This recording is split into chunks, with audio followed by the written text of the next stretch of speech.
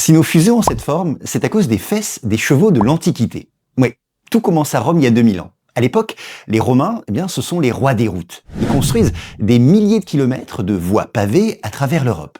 Et qui circulent sur ces routes ce sont des chars. Des chars tirés le plus souvent par 2 chevaux. Le résultat, c'est que l'écartement entre les roues correspond à peu près à la largeur de 2 croupes de chevaux, soit en gros 1,5 mètre. Alors à force de passer, ces chars creusent des sillons dans la pierre des routes. Et si votre véhicule n'avait pas exactement le même écartement, vous cassiez votre essieu.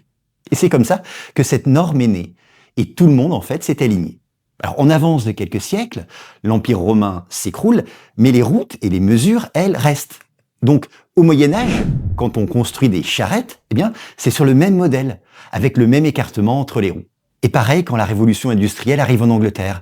Les premiers ingénieurs du chemin de fer, en particulier George Stephenson, retiennent cet écartement, notamment pour les chariots de mine dans le nord de l'Angleterre.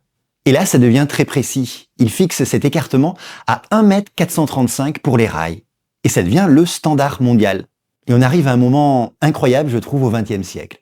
Car la NASA, quand elle met au point ses premières navettes spatiales, construit d'énormes boosters. Alors les boosters, ce sont ces propulseurs qu'on voit sur les fusées et qui leur fournissent une puissance supplémentaire au décollage. Or, ils sont fabriqués dans une usine qui est dans l'Utah. L'Utah, c'est un État qui est très loin du centre de lancement, qui est en Floride, lui, à l'autre bout du pays en fait. Donc il faut acheminer par train ces boosters. Sauf que sur le trajet, il y a des tunnels. Et ces tunnels, c'est normal, sont à peine plus larges que la voie ferrée, qui, on vient de le voir, fait 1,435 m.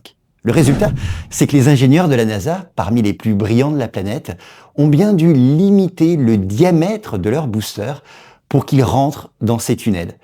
Et voilà comment, indirectement, des chevaux de l'Antiquité ont fini par influencer nos fusées.